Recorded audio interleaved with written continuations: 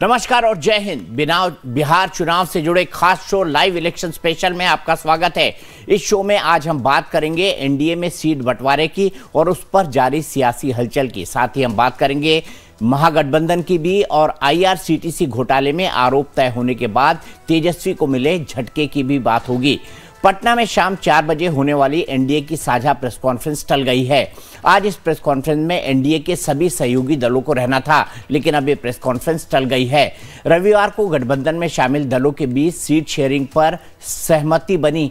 उस फॉर्मूले की बात करें तो बीजेपी 101, जेडीयू 101 और चिराग की एलजेपी 29 सीटों पर चुनाव लड़ेगी। आरएलएम यानी राष्ट्रीय लोक मोर्चा, जो कि उपेंद्र कुशवाहा की पार्टी है, और हिंदुस्तानी आवाम मोर्चा, जो कि जीतन राम मांझी की पार्टी है, इन दोनों को 6-6 सीटें मिली हैं। इस बीच जीतन राम मांझी का दर्द छलक उठा है। उन्होंने कहा है कि दलित होने की वजह से उन्हें कम सीटें दी गई। मांझी ने कहा कि वो दुखी मन से सीट बंटवारे से संतुष्ट हैं, लेकिन अपने बयान में देखिए मांझी क्या कह रहे हैं। अंग्रेजी में एक वर्ड है, I am satisfied with what I have. और हम गरीब तबके के लोग हैं। गरीब लोग दुश्वारियों में और कमियों में जीना सीखा है, उसी परिवार से हम आए हैं। एक चीज़। दूसरी चीज़, लोकसभा में भी कहा गया था कि 2 लोकसभा का सीट और 1 राज्यसभा का सीट मिलेगी। मिला 1 सीट, हम संतुष्ट हुए, जीते आज तक हैं। उसी प्रकार के आज हम अपनी पार्टी की मान्यता दिलाने के लिए कहा था कि 8 सीट हमको चाहिए जीतने के लिए। जीतने के लिए 8 सीट मतलब कम से कम 15 सीट पर हमको लड़ना चाहिए। ये हमने प्रार्थना किया था, मांगा था कि जिससे हमको मान्यता प्राप्त हो जाए। मान्यता न प्राप्त होने के चलते हम लोग बहुत अपमानित हो रहे हैं कि चाहे इलेक्शन कमीशन की बैठक होती है उसमें हमको नहीं बुलाया जाता है। दूसरा, मतदाता सूची जो दी जाती है पॉलिटिकल पार्टी को, तो उसमें हमको पॉलिटिकल पार्टी नहीं माना जाता है, हमको खर्च होता है। तो ये दोनों बात से बहुत अपमानित हम अपने को समझते रहे थे। इसीलिए हमने प्रार्थना किया था एनडीए के नेतृत्व से कि हमको कम से कम 14-15 सीट दीजिए। लेकिन इतना होने के बाद भी जब हमको 6 सीट की बात हुई है तो दुख तो है मन में, हमारे कार्यकर्ता भी दुखी हैं। लेकिन हम पहले ही कह दिया कि साहब हम लोग वो लोग हैं कि जो मिलता है उसी में संतुष्ट रहते हैं। हमारे जाति का, हमारे समाज का एक प्रकृति है और उसी के अनुसार जो मिला है स्वीकृतार्ह है। इसके लिए हम नरेंद्र भाई मोदी जी को बहुत आभार व्यक्त करते हैं। वहीं उपेंद्र कुशवाहा भी इस मामले पर दुखी हैं। उन्होंने सोशल मीडिया पर लिखा है, आज बादलों ने फिर साजिश की है, जहां मेरा घर था वहीं बारिश की है। अगर फलक को जिद है बिजलियां गिराने की, तो हमें भी जिद है वहीं पर आशियां बसाने की। इन बयानों को देखकर सवाल खड़े हो रहे हैं कि क्या गठबंधन में सब कुछ ठीक ठाक है। यदि पिछले चुनाव से तुलना करें तो 2020 में बीजेपी ने 115 उम्मीदवार खड़े किए थे। इस बार वो 101 सीटों पर लड़ रही है। जेडीयू ने पिछली बार 110 सीटों पर चुनाव लड़ा था। चिराग पासवान की पार्टी पिछली बार एनडीए का हिस्सा नहीं थी, उसने 135 सीटों पर चुनाव लड़ा था और मात्र 1 सीट पर जीत पाई थी। तो अब इस गठबंधन के मुताबिक बीजेपी, मेरे ख्याल से ये फैक्चुअल इसमें एरर है, जेडीयू ने ज़्यादा सीटें लड़ी थी, बीजेपी ने नहीं। तो मैं आपको बता दूं, जेडीयू ने सबसे ज़्यादा सीटें लड़ी थी, लेकिन इस बार बीजेपी और जेडीयू बराबरी पर हैं।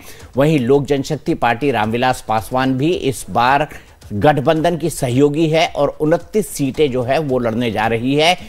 और इसके अलावा ये जो वीआईपी नहीं है, ये है राष्ट्रीय लोक मोर्चा, जो 6 सीटें लड़ेगी, और हम जो है वो 6 सीटें लड़ेगी।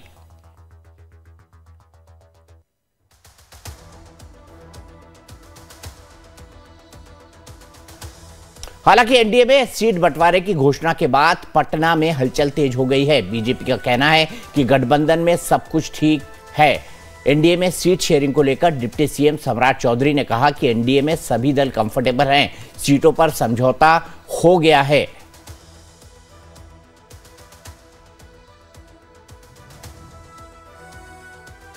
सीटों का समझौता हो गया है, एनडीए पूरी तरह कंफर्टेबल है।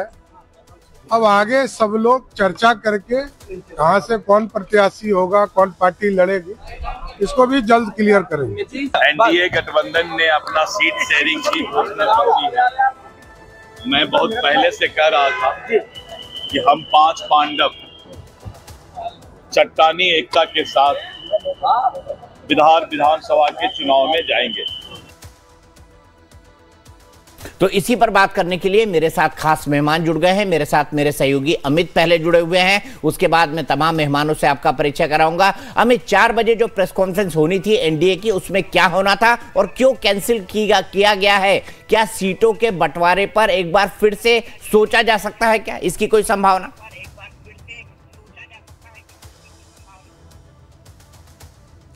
देखिए दीपक जी, इसकी संभावना बहुत कम दिखती है, लेकिन जिस तरीके से जीतनराम मांझी और उपेंद्र कुशवाहा कैमरे के सामने, जीतनराम मांझी जिस तरीके से नाराजगी जाहिर कर रहे हैं और उपेंद्र कुशवाहा का जो ट्वीट है वो परेशान करने वाला है बीजेपी और जेडीयू को, तो जाहिर है कि इस बात को लेकर फिर से एक बार बैठना चाहते हैं नेता। और दिल्ली से जो लोग दिल्ली में थे, जो गठबंधन के साथी, वो सभी लोग पटना अभी पहुंचे हैं। तो ये जानकारी मिल रही है कि उम्मीदवारों को लेकर, सीटों के अलावा उम्मीदवारों को लेकर जेडीयू और बीजेपी के भीतर भी कुछ खींचतान है। इसलिए एक बार फिर से ये दोनों पार्टियां, जेडीयू बीजेपी, अलग से बैठना चाहती हैं और इस पर उम्मीदवारों को लेकर, क्योंकि एक सीट पर 2-2 दावेदारी है, तो यहाँ पे मामला पेच फंसता हुआ दिखाई पड़ रहा है।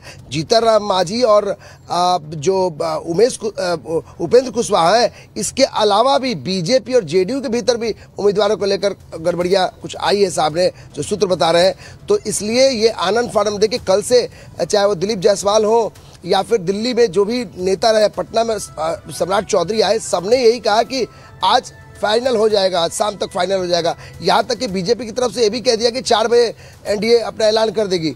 और उसके बाद से जब खबर हम लोगों ने पूछा बीजेपी से, भाई जगह कौन सी है, तो बोला कि एक टल गई है, आज टल गई है।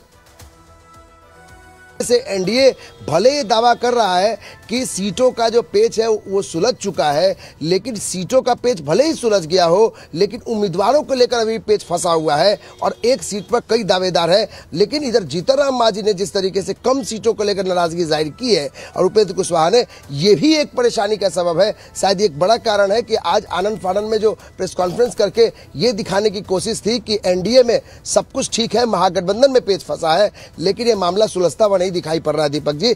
अब कुछ हो सकता है कि शाम में फिर एक बैठक हो जाए, इन लोगों की एनडीए की बैठक हो जाए, उसके बाद फिर कल ये घोषणा ये लोग करें। तो कहीं ना कहीं पेच अभी भी फंसता हुआ दिखाई पड़ रहा है। जितना आसानी से इसको सुलझाने की दावा किया जा रहा था, वो सुलझता हुआ दिखाई नहीं पड़ रहा है। तो आज की प्रेस कॉन्फ्रेंस में क्या कैंडिडेट्स की घोषणा होनी थी या क्यों बुलाई गई थी ये प्रेस कॉन्फ्रेंस?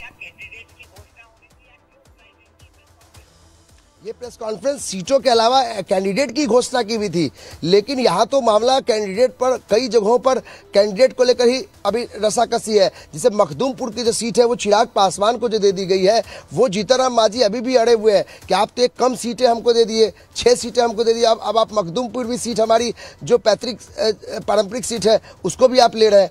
तो ये कई उलझने हैं, जेडीयू को लेकर है, बीजेपी को लेकर है। तो उम्मीदवारों का आज ऐलान भी होना था, पहली सूची जारी करनी थी और साथ में सीटों का भी ऐलान होना था, लेकिन जब उम्मीदवारों का पेच फंस गया और इधर जीतनराम मांझी के ऐसे बयान आ गए तो इसको तत्काल होल्ड कर दिया गया है। अब ये भी कह पाना बड़ा मुश्किल है अभी कि क्या ये प्रेस कॉन्फ्रेंस कल सुबह में की जाएगी, शाम में की जाएगी या फिर 1-2 दिन के बाद होगा। ठीक है अमित, आपने ठीक ढंग से समझाया कि क्या हुआ है। राहुल, ये तो दिक्कत वाली बात हो गई एनडीए के अंदर। जीतनराम मांझी भी नाराज है और उपेंद्र कुशवाहा भी नाराज है, कैसे मनाएंगे इन दोनों को? और उन्होंने तो नाराजगी सार्वजनिक तौर पर जाहिर कर दी है। दीपक भाई, एनडीए में जो भी बातें हैं, जो भी निर्णय हैं, वो एक कोर कमेटी के तहत होती है और जो भी प्रेस कॉन्फ्रेंस की जो बातें हैं, वो हो सकता है कि तत्कालीन किसी समस्या की वजह से वो टल गया हो, लेकिन वो प्रेस कॉन्फ्रेंस जल्दी ही आपके सामने और सबके समकक्ष उपस्थित होगा। लेकिन एक बात इसमें जानने वाली ये भी है कि जहाँ पे भी विकास की विचारधारा, वहाँ एनडीए एकजुट है। आपने दिल्ली के भी बयानों की अगर चर्चा कर ले तो उस बयान में भी उन्होंने कहा था कि हम विकास के साथ हैं, चाहे सीटें घटे बढ़े वो मायने नहीं रखता है, मायने ये रखता है कि हमें नरेंद्र मोदी जी की विचारधारा को और नीतीश जी के विजन को लेकर बिहार में आगे चलना है, बिहार को विकसित राज्य के लिस्ट में सम्मिलित करना है। दीपू भाई, एक बात और बता दूं, यहाँ पे एक सबसे महत्वपूर्ण बात यह है कि हमारे अंदर सीटों का जो पेज था, खास करके जो कौन से प्रत्याशी कहां जाके लड़ेंगे और कैसे लड़ेंगे, वो लगभग क्लियर हो गई है। इसके पहले जो दबाव बनाई जाती थी और जो अटकलें लगाई जाती थी, बड़े भाई छोटे भाई की जो बातें की जाती थी, वो अब सामान्य के रूप से देखने को मिल रही है। यानी कि बीजेपी जेडीयू 101 पे है। हो सकता है कि कुछ तकनीकी खामियां होंगी जिसको पूर्ण करने के लिए थोड़ा सा वक्त लग रहा हो, लेकिन हम एकदम चट्टान और फौलाद की तरह एकदम मजबूत है, इसमें कहीं कोई दो मत नहीं है। रूठना बनाना चलता है, जल्द ही इसका भी निष्कर्ष निकल जाएगा। और मैं आपको एक बात के लिए और भरोसा दिला देता हूं कि हमारे गठबंधन के अंदर कोई बीमारी नहीं है, कोई हमारे गठबंधन के अंदर कोई बीमार होने का, डॉक्टर से इलाज कराने का बातें नहीं कर रहा है। सब यही कह रहे हैं कि हम साथ में चलेंगे और लड़ेंगे, भले संख्या कम हुई तो क्या हो, महत्वपूर्ण यह है कि कैसे सरकार में स्थापित होकर बिहार को विकसित राज्य के लिस्ट में सम्मिलित करना है। दीपक भाई एक बात और बता दूं, यहां पे चाहे वो सीएम की चर्चा हो जाए या डिप्टी सीएम की चर्चा हो जाए, वो सीएम को लेकर खास करके बातें एकदम स्पष्ट है कि नीतीश जी हमारे गठबंधन के नेता होंगे और विधायक दल के नेता वही चुने जाएंगे। डिप्टी सीएम के लिए देखेंगे, भविष्य की गर्भ में है कि कौन बनेगा, कि कैसी उस समय विचारधारा रहेगी, कैसी चीजें निकलकर सामने आएंगी। फिलहाल अभी हम जीतने के तरफ है, जहां हमारी सारी चिंता बिहार में जीतने के तरफ है, वही महागठबंधन में सारी चिंताएं, सारी ऊर्जा सीटों को छीनने में लगा है। वहां सीटें छीनी जा रही है, यहाँ सीटें बांटी जा चुकी है। इतना तो फर्क निश्चित रूप से नजर आ ही रहा है। सीटें बांटी जा चुकी है और सीटें छीनी जा रही हैं। क्या कहेंगे राकेश रंजन जी? आपके ऊपर पूरा का पूरा पर्चा फाड़ रहे हैं क्योंकि आप सीट नहीं बांट पाए अभी तक। अनम्यूट कर लीजिए।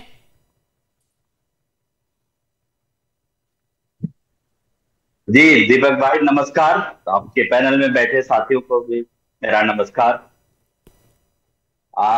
अभी राहुल भाई बोल रहे थे कि जिस देखा जाएगा क्या विचारधारा होगा, उस ढंग से क्लियर किया जाएगा, बातें होगी।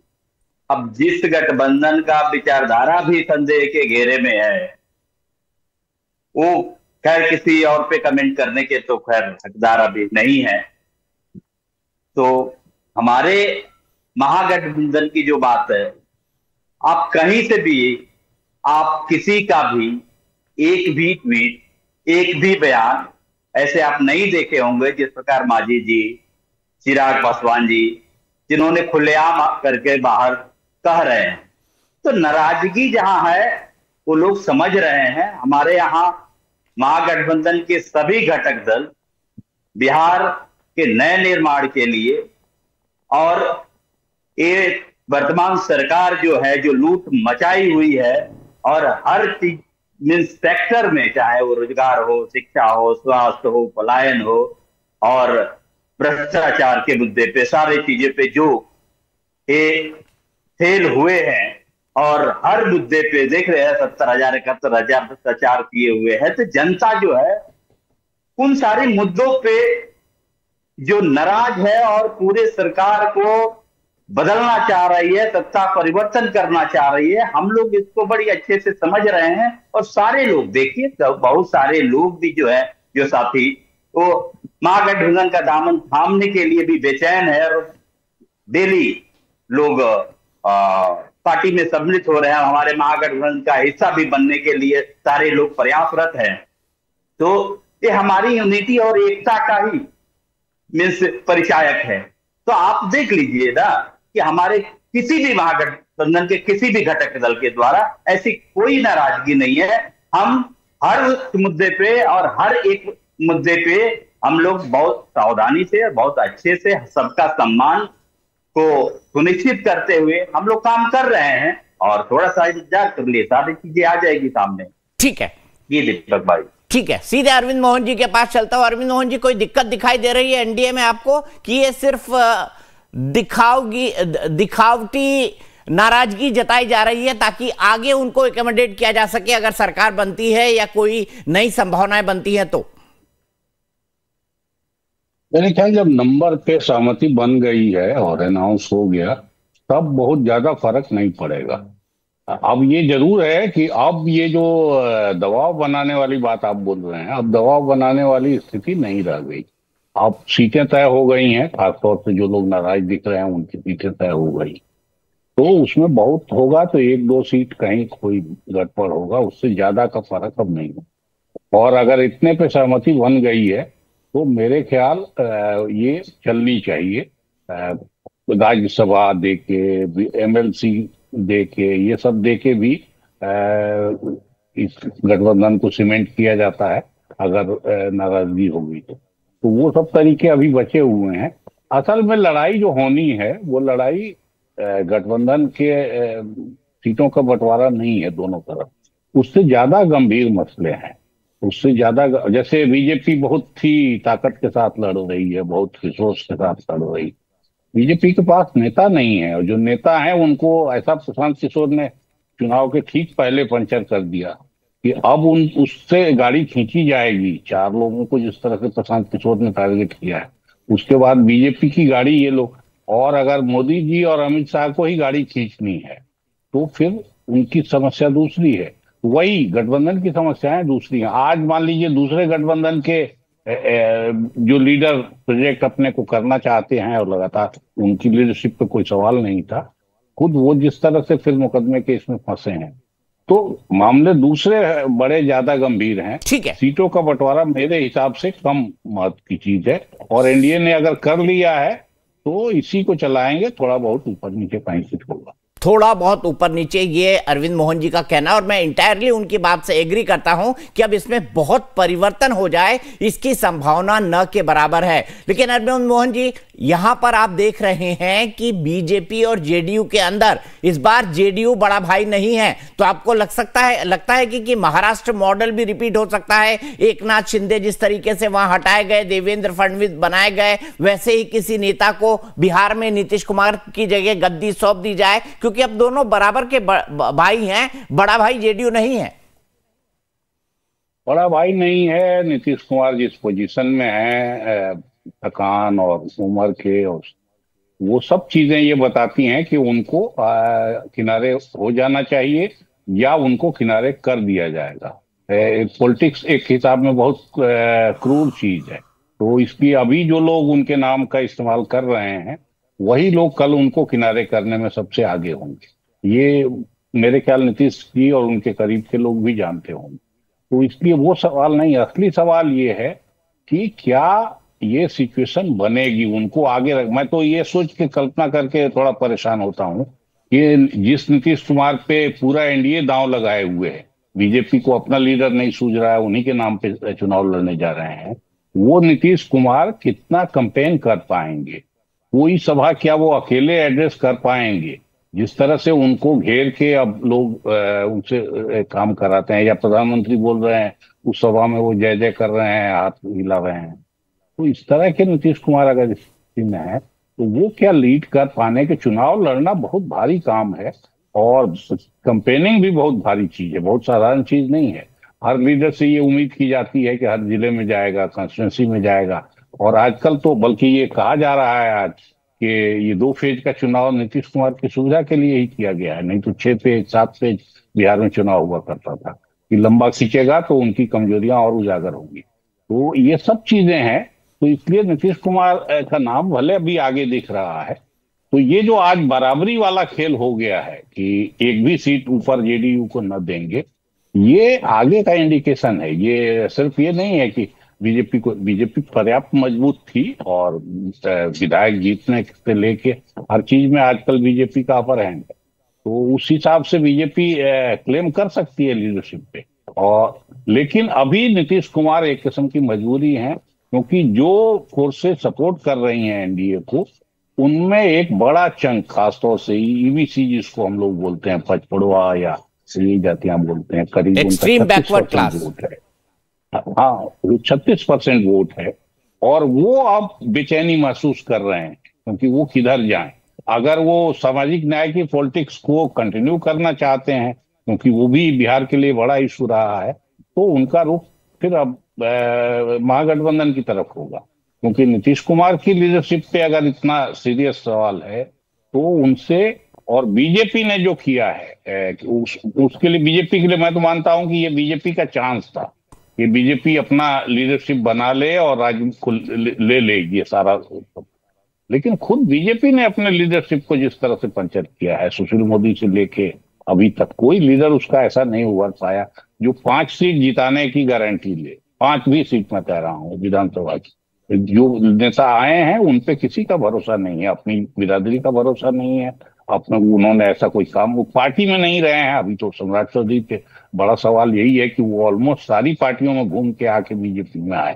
तो अगर बीजेपी को ऐसे नेता की जरूरत पड़ती है लीडर के लिए, तो ये गंभीर बीजेपी के लीडरशिप का सवाल है। और उनको फिर ऐसी हालत में भी नीतीश कुमार को आगे करना पड़ रहा है, और तब सीटों का अगर हिसाब बदला है तो ये फिर कुछ ना कुछ अंदर सीरियस हो रहा है, उसका इंडिकेटर। ठीक है राहुल, कितना सीरियस है? क्या नीतीश कुमार अगर सत्ता में फिर से आ गए तो मुख्यमंत्री बनेंगे, या आपका महाराष्ट्र फॉर्मूला एक बार फिर अप्लाई हो जाएगा बिहार के अंदर? क्योंकि अब आपने बड़े भाई की पोजीशन जेडीयू को देने से इनकार कर दिया है। दीपक भाई, भारतीय जनता पार्टी ने हमेशा गठबंधन के धर्म को निभाया है और इसके लिए हम प्रतिबद्धित हैं, और हमने पूर्व में भी इसके लिए कई परिचय ऐसे दिए हैं, चाहे 2020 का संदर्भ हो, चाहे अन्य चीजें हो। लेकिन यहाँ पे थोड़ी सी एक बात को समझना है जो टेक्निकल रूप से है। जो लोग इस बात को कहते हैं कि भारतीय जनता पार्टी के पास लीडर्स नहीं है, तो फिर ये आरोप उस वक्त भी लगता था जब दिल्ली के अंदर चुनाव हो रहा था, महाराष्ट्र के अंदर हो रहा था, हरियाणा के अंदर हो रहा था, ऐसे तमाम चीजें हैं। हमारा हर एक कार्यकर्ता भी आज के डेट में मुख्यमंत्री बनने का दावेदारी हो सकता है, क्योंकि हम एक संगठित पार्टी है, और संगठन में जो आदेश और जो हमने अनुशासन सीखा है उससे बिहार कैसे प्रगति के पथ पर है ये सबको पता है। जब आरजेडी वाले ने गठबंधन किया था उस वक्त अगर देखा जाए तो बिहार की जो बेरोजगारी दर 22-23 की अगर हम बात कर लेते हैं तो लगभग 17.5% के आसपास रही थी। ये एक बहुत बड़ा नंबर था। लेकिन जब एनडीए के साथ जब गठबंधन हुआ तो उसकी जो बेरोजगारी दर थी वो घटकर आया। हम फेक वादे नहीं करते हैं, हम ऐसे प्रॉमिस करते हैं जिससे जनता का भरोसा हम पे आता है और हमको जिताती है। आज हम अगर बड़ी पार्टी का अगर दायरा कहते हैं, चलिए इन सब चीजों को छोड़ देते हैं। अभी बाई इलेक्शन पोल हुआ था पिछले साल, उसमें भी अगर देखें तो 5 जगह हुए थे, जिसमें से 3 जगह एनडीए के समीकरण के लोगों ने जीत हासिल की, जबकि आरजेडी पीछे चली गई और वो सेकंड लार्जेस्ट पार्टी बन गई। तो यानी कि जबकि उस वक्त वो सत्ता में थी और वो कहते हैं कि हमने क्या किया था। लेकिन अगर भरोसे करने की जब बात आती है तो लोग एनडीए पे ही भरोसा जताते हैं, क्योंकि उनको पता है कि डिलीवर कौन कर सकता है और पक्की बातें कौन करता है। ऐसे तमाम ऐसी चीजें हैं। और जहां तक नीतीश जी के संदर्भ की बात की जाती है तो ये एक राजनीति का एक अहम हिस्सा होता है। हमने आर्य अनादि काल से भी देखा है, ये मैं पर्सनल बातें कर रहा हूं, कि जब राजा के बाद उसका पुत्र, उसके बाद फिर उसके पुत्र, फिर ऐसे लगातार सम्राट चलता रहा है। हमने कई ऐसे लोगों को देखा है सम्राट को चलाते हुए। लेकिन अगर आपकी मंशा बिल्कुल पवित्र गंगा की तरह हो और आपकी अनुशासन हो तो अनुशासित लोग सत्ता को संभालते हैं, जिसमें नीतीश कुमार जी के बारे में कहा जाए तो नीतीश कुमार जी ने अब तक बिहार को जीरो से हीरो बनाने का काम किया है। और जहां तक हमारे अभी खुद ही हीरो नहीं है ना राहुल जी, लपेट आप अच्छा रहे हैं, लेकिन अभी नीतीश कुमार खुद ही हीरो नहीं है। नीतीश कुमार की हरकतें ये बता रही हैं। राकेश रंजन जी आप बताइए मुझे, नीतीश कुमार को रहने देंगे मुख्यमंत्री चुनाव के बाद कि नहीं रहने देंगे? आपका आकलन क्या कहता है, आरजेडी क्या कहती है इस बारे में? जी दीपक भाई, इसका तो सीधा साधा एग्जाम्पल है ना। अभी हमारे साथी बीजेपी के प्रवक्ता गठबंधन धर्म की बात कर रहे थे, तो इनका तो जीता जागता मॉडल है ना, जिसमें अरविंद जी महाराष्ट्र वाला मॉडल बता ही रहे थे। बिहार में भी एक मॉडल ये लोग अप्लाई किए थे, अपने सहयोगी, इसमें चिराग जी इनके सहयोगी ही थे ना, जब इनके साथ गठबंधन में थे तो बिहार में वो 0 हो गए। तो ऐसा गठबंधन धर्म ये लोग निभाते हैं। तो गठबंधन धर्म और हमारे आपके पैनल में बैठे हुए ही ने इशारा कर दिया कि क्लियर कट महाराष्ट्र में भी तो ये लोग कहे थे मुख्यमंत्री की शिंदे जी बनेंगे, क्या हुआ? तो ये सारी चीजें, लेकिन यहाँ की जो बिहार की परिस्थिति अलग है। बिहार में सबसे पहले जीतेंगे तब ना, जनता ही नकार दी है। बिहार में इनकी चिंता ये है कि हम हार तो रही है, अब ये हार का ठिकरा नीतीश जी के ही माथे पे डाल दिया जाए। क्यों? क्योंकि फिर उसके बाद अपना जो भी है रिबिल्ड करने की, चाहे जो सारी चीजें हैं वो करेंगे, चाहे नहीं है। लेकिन इस बार हार निश्चित है, तो हार जब निश्चित है तो हम अपना मुख्यमंत्री का चेहरा क्यों ये करें? इसीलिए हार का ठिकरा जो है नीतीश जी के माथे पे डाल दें। क्योंकि पूरा देखिएगा, चुनाव चाहे पूरा 20 साल से सत्ता में है ये लोग, 11 साल से केंद्र सरकार में, लेकिन जब फेल्यूर की बात आती है, तो हर एक मुद्दा पे जब फेल्यूर की जब बात आती है तो उसके लिए नीतीश जी जिम्मेदार हो जाते हैं। और जब कोई प्रोग्राम चाहे किसी चीज के सक्सेस की बात आती है तो उसके लिए मोदी जी सामने आ जाते हैं। हालांकि बिहार में हर एक मुद्दे पे चाहे मोदी जी हो चाहे नीतीश जी हो, इनका डेटा बता रहा है कि फेल्यूर हुए हैं। अभी बेरोजगारी दर की बात ठीक है, यहीं पे रुकते हैं, मुझे एक ब्रेक के लिए रुकना है। ब्रेक के बाद राकेश रंजन जी, राहुल आनंद जी और अरविंद मोहन जी, मैं आपके पास फिर लौटूंगा। तो फिलहाल एक छोटा सा ब्रेक के बाद हम बात करेंगे IRCTC घोटाले की। ये मामला है क्या, किस तरीके से इसमें तेजस्वी, लालू, राबड़ी, मीसा सब फंसे हुए हैं और इसका चुनाव पर क्या असर पड़ेगा, ब्रेक के बाद।